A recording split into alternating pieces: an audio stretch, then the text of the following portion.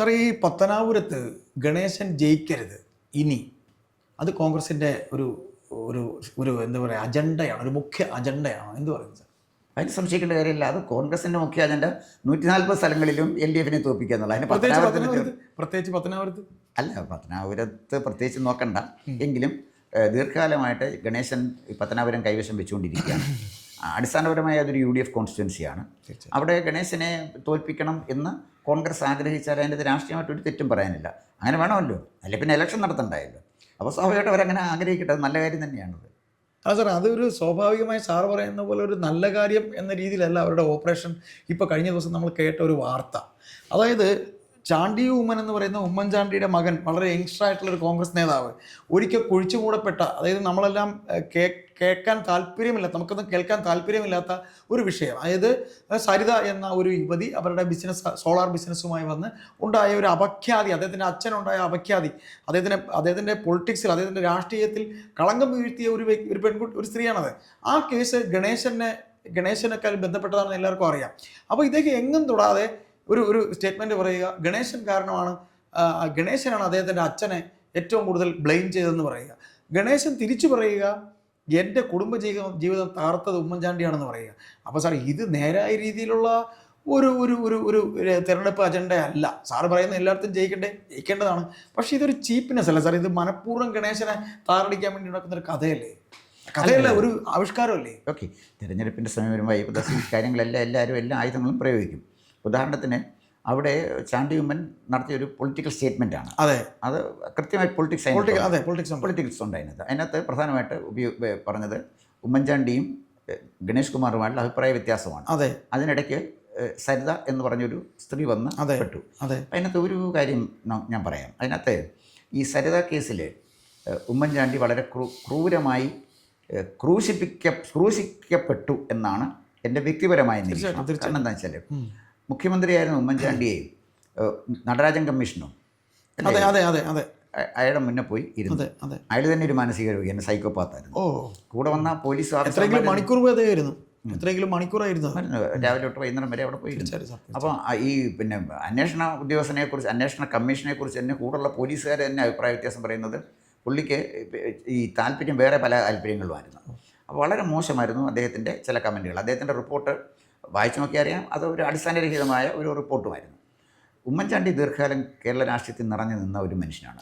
ഉമ്മൻചാണ്ടി ഒരു പബ്ലിക് മാനാണ്. ഉമ്മൻചാണ്ടിക്ക് രഹസ്യമില്ല. ഉമ്മൻചാണ്ടിയുടെ വീട്ടിൽ ചെന്നാൽ അദ്ദേഹത്തിൻ്റെ ബെഡ്റൂമിൽ വരെ കയറി ചെന്ന് അദ്ദേഹത്തിനോട് സംസാരിക്കാനുള്ള സ്വാതന്ത്ര്യം ആളുകൾക്കുണ്ട്. അപ്പം അങ്ങനെയുള്ള ഒരു ഉമ്മൻചാണ്ടി ഒരു സ്ത്രീയുടെ വലയിൽ വീണു, അവരെ പീഡിപ്പിച്ചു എന്ന് പറഞ്ഞാൽ പ്രഥമ ദൃഷ്ടിയ വിശ്വസിക്കാൻ എനിക്ക് മടിയാണ്. ഒന്ന്. രണ്ട്, ഉമ്മൻചാണ്ടിയുടെ പ്രായം നമ്മൾ പരിഗണിക്കണം. ഉമ്മൻചാണ്ടിയെ അച്ഛനെ പോലെയാണ് കാണുന്നത് എന്നാണ് സരിത പറഞ്ഞത്. അതേ സരിത തന്നെ ഉമ്മൻചാണ്ടിയെക്കുറിച്ച് വളരെ മോശമായ സ്റ്റേറ്റ്മെൻറ്റ് കൊടുക്കുകയും ചെയ്തു. ഇതിൻ്റെ പ്രോബ്ലം എന്താണെന്ന് വെച്ചാൽ, സരിത എന്ന് പറയുന്ന സ്ത്രീയെ ഉപയോഗിച്ച് ഉമ്മൻചാണ്ടി എന്ന് പറഞ്ഞ് കേരള രാഷ്ട്രീയത്തിൽ നിറഞ്ഞു നിൽക്കുന്ന ഒരു രാഷ്ട്രീയ നേതാവിനെ, ഒരു മുഖ്യമന്ത്രിയെ തകർക്കാൻ ഇവിടെ ഗൂഢാലോചന നടന്നിരുന്നു എന്നുള്ളത് വളരെ വ്യക്തമായിട്ട് ചിന്തിക്കുന്ന ഏത് മലയാളിക്കും മനസ്സിലാകാവുന്ന ഒരു കാര്യമല്ലേ. അപ്പോൾ അതിനകത്ത് ഈ സരിതയെ മുന്നേ നിർത്തി ഉമ്മൻചാണ്ടിക്കെതിരെ നടത്തിയ നീക്കങ്ങൾ, അത് ഗണേഷ് കുമാർ മാത്രമാണോ അതിന് പങ്കാളി? അതിനകത്ത് കോൺഗ്രസ്സുകാർക്ക് പങ്കാളിത്തമുണ്ടോ? മറ്റെന്തെങ്കിലുമൊക്കെ ആളുകൾക്ക്, മറ്റ് നിക്ഷിപ്ത താല്പര്യമുള്ളവർക്ക് പങ്കാളിത്തമുണ്ടോ? അതൊക്കെ നമ്മൾ പഠിക്കേണ്ട ഒരു കാര്യമാണ്. പക്ഷേ ചാണ്ടി ഉമ്മൻ അവിടെ നടത്തിയ പ്രസംഗത്തിൽ അദ്ദേഹം പരിമിതപ്പെടുത്തി. അതായത് ഗണേഷ് കുമാറും ഉമ്മൻചാണ്ടിയും തമ്മിലുള്ള അഭിപ്രായ വ്യത്യാസം ഈ സ്ത്രീയുടെ ആയിട്ട് ബന്ധപ്പെട്ടതാണ്, അത് അദ്ദേഹത്തിൻ്റെ കുടുംബജീവിതം തകർത്തു എന്നാണ് പറഞ്ഞത്. അത് തികച്ചും വ്യക്തിപരമായ കാര്യമല്ലേ. ഉമ്മൻചാണ്ടി ആരുടെയെങ്കിലും കുടുംബജീവിതം തകർക്കാൻ പോയി എന്ന് പറഞ്ഞാൽ ഞാനത് അതുപോലെ വിശ്വസിക്കുന്ന ഒരാളല്ല. തകർത്തോ ഇല്ലെന്ന് എനിക്ക് അറിഞ്ഞൂടാ. പക്ഷെ ഒരാളിനെക്കുറിച്ച് ഒരു പരാതി പറയുമ്പോൾ, ഒരു നേതാവ്, ഇത് പബ്ലിക് ഫിഗറാണ്, നമ്മളൊരു നേതാവിനെ എങ്ങനെ വിലയിരുത്തുന്നത്? നമ്മളൊരു നേതാവിനെ, ഈ നേതാക്കന്മാരുമായിട്ട് ഈ പബ്ലിക് റിലേഷൻ 2 തലമുണ്ട്. ഈ ആർതർ ക്ലൂട്ടൺ ബ്രൂക്ക് എന്ന് പറഞ്ഞ ഒരു ചിന്തകനായി അദ്ദേഹം പറഞ്ഞിരിക്കുന്നത് 2 തലം പിന്നെ തരത്തിലുള്ള ബന്ധമാണ് പബ്ലിക്കും ഒരു പബ്ലിക് ഫിഗറുമായിട്ടുള്ളത്. ഒന്ന് ലോങ് ഡിസ്റ്റൻസ്. അപ്പോൾ ലോങ് ഡിസ്റ്റൻസിൽ നിൽക്കുന്ന ബന്ധം, അതായത് നമ്മൾ ഇപ്പം നരേന്ദ്രമോദി അല്ലെങ്കിൽ ഇന്ദിരാഗാന്ധി, അവരെയൊക്കെ നമ്മൾ ടി വി കാണുന്നു, അല്ലെങ്കിൽ പത്രത്തിൽ സ്റ്റേറ്റ്മെൻറ്റ് നടത്തി കാണുന്നു, അതല്ലെങ്കിൽ വലിയൊരു മഹാസമ്മേളനത്തിനെ അഭിസംബോധന ചെയ്ത് കാണുന്നു. അല്ല, നമുക്ക് അവരുമായിട്ട് വ്യക്തിപരമായിട്ട് ഒരിക്കലും അത് ലോങ് ഡിസ്റ്റൻസാണ്. ലോങ് ഡിസ്റ്റൻസ് നമുക്കൊരു നേതാവിനെ കാണുമ്പോൾ ചിലപ്പോൾ വലിയ മതിപ്പൊക്കെ തോന്നും. തീർച്ചയായിട്ടും അദ്ദേഹത്തിൻ്റെ പ്രസംഗമൊക്കെ അല്ലേ നമ്മൾ വയ്ക്കുന്നു. തീർച്ചയായിട്ടും അടുത്ത് ചെന്ന് കഴിയുമ്പോൾ ഈ മഹത്വമൊന്നും ഇല്ലെന്ന് നമുക്ക് മനസ്സിലാവും. ചിലരെ ആളെ അകലെ കാണുമ്പോഴും നമുക്കൊന്നും വളരെ ക്രൂരനാണ്, പക്ഷെ അടുത്ത് ചെല്ലുമ്പോൾ മനസ്സിലാക്കും അങ്ങനെയൊന്നും അല്ല, വളരെ നല്ല മനുഷ്യനാണ് എന്ന് തോന്നും. അതുപോലെ തന്നെ ഇൻറ്റിമേറ്റ് എന്ന് പറഞ്ഞാൽ ഒരാൾ അടുത്ത് നിന്ന് പെരുമാറുക. ഒരു രാഷ്ട്രീയ നേതാവിനുമായിട്ട് അടുത്ത് നിന്ന് പെരുമാറാൻ എത്ര പേർക്ക് അവസരം കിട്ടും? കേരളത്തിലെ മുഖ്യമന്ത്രി, അല്ലെങ്കിൽ കേരളത്തിലെ ഒരു മന്ത്രി, ഗവർണറും പ്രധാനമന്ത്രി, ഇവരൊക്കെ ആയിട്ട് അടുത്ത് നിന്ന് പെരുമാറാൻ വളരെ കുറച്ച് ആളുകൾക്കല്ലേ അവസരം കിട്ടും. അപ്പോൾ ഉമ്മൻചാണ്ടിയായിട്ട് വളരെ അടുത്ത് നിന്ന് പെരുമാറാൻ അവസരം കിട്ടിയ ആളാണ് ഗണേഷ് കുമാർ. ബഹുഭൂരിപക്ഷം വരുന്ന ജനങ്ങളും ലോങ് ഡിസ്റ്റൻസ് ആണ്, അവർ അകലെ നിന്നാണ് ഉമ്മൻചാണ്ടിയെ കണ്ടത്. അകലം അല്ലാതെ ഒക്കത്തില്ല. ഉമ്മൻചാണ്ടി എന്ന് പറയുന്ന ഒരു ആളിനെ വലിയ നേതാവ്. അപ്പോൾ ഇതിൻ്റെ പ്രോബ്ലം എവിടെയാണെന്ന് വെച്ചാൽ ഇവർ തമ്മിൽ വ്യക്തിപരമായുള്ള ഒരു ബന്ധത്തെക്കുറിച്ചാണ് ഈ ഉമ്മൻചാണ്ടിയുടെ മകനും ഉമ്മൻചാണ്ടിയുടെ ക്യാബിനറ്റിലെ അംഗവും അദ്ദേഹത്തിൻ്റെ കുടുംബ സുഹൃത്തുമായിരുന്ന ഗണേഷ് കുമാറുമായിട്ട് അഭിപ്രായ വ്യത്യാസം. ഇതാണല്ലോ അഭിപ്രായ വ്യത്യാസം. പക്ഷേ ഈ അഭിപ്രായ വ്യത്യാസം ഞാൻ അടിസ്ഥാനപരമായി കാണുന്നത് ഇപ്പോൾ വന്ന് അവിടെ ഒരു പ്രസംഗം നടത്തിയതിന് കൃത്യമായൊരു പൊളിറ്റിക്സ് ഉണ്ട്. തെരഞ്ഞെടുപ്പ് വരുന്നു. ഗണേഷ് കുമാർ തീർച്ചയായിട്ടും ഗണേഷ് കുമാർ അവിടെ നിന്ന് അയാളെ തോൽപ്പിക്കാൻ പ്രയാസമാണ്. പക്ഷേ അത് ചാണ്ടിയമ്മൻ്റെ ഒരു സ്റ്റേറ്റ്മെൻറ്റ് കൊണ്ട് മാത്രം ഗണേഷ് കുമാറിനെ തോൽപ്പിക്കാൻ കഴിയും എന്ന് ഞാൻ കരുതുന്നില്ല. കാരണം ഗണേഷ് കുമാറിനെ തോൽപ്പിക്കണമെങ്കിൽ ഗണേഷ് കുമാറിനെ എതിർക്കാൻ പറ്റിയൊരു സ്ഥാനാർത്ഥി അവിടെ വേണം. അല്ല അങ്ങനെ തോൽപ്പിക്കാൻ പറ്റുന്നത്. ഇപ്പോൾ ജ്യോതികുമാറിൻ്റെ പേരാണ് കേൾക്കുന്നത്. ജ്യോതികുമാർ ഗണേഷ് കുമാറിനെ തോൽപ്പിക്കാൻ പറ്റിയൊരു സ്ഥാനാർത്ഥിയാണെന്ന് എനിക്ക് സംശയം. അതാണ് എനിക്ക് സംശയമുണ്ട്. ചാമക്കാല ഒരിക്കലും പറഞ്ഞോളൂ സാർ. അപ്പോൾ അതിന് പറ്റിയ ഒരു നേതാവിനെ അവിടെ കണ്ടെത്തി ഒരു സ്ഥാനാർത്ഥിയാക്കിയാൽ ഒരു നല്ല ഫൈറ്റെങ്കിലും കൊടുക്കാൻ പറ്റണം. ജയിപ്പിക്കോ തോപ്പിക്കോ രണ്ടാമത്തെ കാര്യം. കാരണം കുറച്ചു കാലമായിട്ട് ഗണേഷ് അവിടെ നിറഞ്ഞ് നിൽക്കുന്ന ഒരാളല്ലേ. ആ നിയോജകമണ്ഡലമായിട്ട് നല്ല ബന്ധമുണ്ട്. ഗണേഷ് കുമാർ ജയിച്ചപ്പോഴും ഈ സരിതര വിഷയമുണ്ട്. അപ്പോൾ ഗണേഷ് കുമാറിനെതിരെ ആദ്യം വന്ന ഒരു ലൈംഗിക ആരോപണമൊന്നും അല്ലിത്. പിന്നെ അടിസ്ഥാനപരമായിട്ട് ഗണേഷ് കുമാർ സിനിമാ നടനാണ്. ഒരു സിനിമാ നടനെ കുറിച്ചൊക്കെ ഇത് പറയുമ്പോഴേ ജനങ്ങൾ കുറേ വെയിറ്റേജ് കൊടുക്കുക, സിനിമാ നടനാണല്ലോ എന്ന് കൊടുക്കും.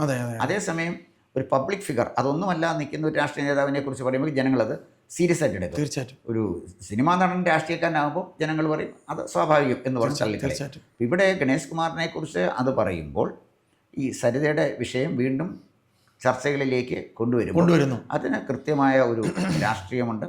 പക്ഷേ ആ രാഷ്ട്രീയം വരാൻ പോകുന്ന തെരഞ്ഞെടുപ്പിൽ ഗണേഷ് കുമാറിനെതിരെ ചർച്ച ചെയ്യപ്പെടാൻ കഴിയുന്ന ഒരു പ്രധാനപ്പെട്ട വിഷയമായിട്ട് എനിക്ക് തോന്നുന്നില്ല. സാർ ഒരു കാര്യം ഞാൻ ചോദിച്ചോട്ടെ സാർ, അതായത് സാർ ഈ പറയുന്ന പോലെ ഇത്രയും കാര്യങ്ങൾ ഗണേശനെ രാഷ്ട്രീയമായിട്ട് വകവരുത്താനായിട്ട് അവർ ഇറങ്ങി എന്ന് പറയുന്നു. സാർ ഈ ഒരു അദ്ദേഹം മിടുക്കനായ ഒരു മന്ത്രിയാണ്, അദ്ദേഹം നല്ല ഭംഗിയായിട്ട് ഇപ്പോൾ ട്രാൻസ്പോർട്ട് ജീവനക്കാർക്ക് ശമ്പളം കൃത്യമായിട്ട് കിട്ടുന്നുണ്ട്. സാർ ഈ ഒരു നീക്കം എന്ന് പറഞ്ഞാൽ ഒരു ചീപ്പ് പൊളിറ്റിക്സ് അല്ലേ, ഒരു വളരെ ചീപ്പായിട്ടുള്ള പൊളിറ്റിക്സ് അല്ലേ? കാര്യം ഈ പറയുന്ന രീതിയിൽ ഉമ്മൻചാണ്ടി എന്ന് പറയുന്ന വലിയ മനുഷ്യൻ്റെ മകൻ ചാണ്ടി ഉമ്മൻ അത് പറഞ്ഞു എന്നുണ്ടെങ്കിൽ സാറ് പറഞ്ഞ പോലെ ഈ ഗണേശൻ പറഞ്ഞ പോലെ പക്വതയില്ലാതെയല്ല പറഞ്ഞത്. അദ്ദേഹം പറഞ്ഞതൊരു പൊളിറ്റിക്കൽ ഇതാണെങ്കിലും അത് പറഞ്ഞതിനൊരു ആ വേ ഓഫ് പ്രസൻറ്റേഷൻ വേറൊന്നായിരുന്നു. ഇദ്ദേഹത്തിൻ്റെത് വളരെ മോശമായിട്ടുള്ള തിരിച്ചുള്ള ഒരു പ്രസൻറ്റേഷനായിരുന്നു. അപ്പോൾ അവിടെ ഇത്തരത്തിൽ ഗണേശൻ പ്രതികരിക്കും എന്നിവർ മുൻകൂട്ടി കണ്ടുകൊണ്ടല്ലേ ഇങ്ങനൊരു സംഭവം അടിച്ചത്. കാര്യം ഗണേശനെതിരെ വികാരമായിട്ടാണ് കണ്ടത്, വളരെ വികാരത്തള്ളിച്ചയോടാണ് അദ്ദേഹം സംസാരിച്ചത്. അപ്പോൾ അതിലവിടെ ഗണേശൻ പരാജയപ്പെട്ടു എന്ന് തന്നെ നമുക്ക് പറഞ്ഞുകൂടെ? ആ പറച്ചില്ലേ അയ്യപ്പദാസ് ഉപയോഗിച്ച വാക്ക് ചീപ്പ് പൊളിറ്റിക്സ് എന്നാണ്. എന്താണ് നിലവാരമില്ലാത്ത പൊളിറ്റിക്സ്? ഞാൻ ചോദിക്കുന്നത് എത്രയോ കാലമായി നമ്മുടെ സംസ്ഥാനത്ത് നിലവാരമില്ലാത്ത രാഷ്ട്രീയമാണ് നടക്കുന്നത്. ഉറപ്പ്.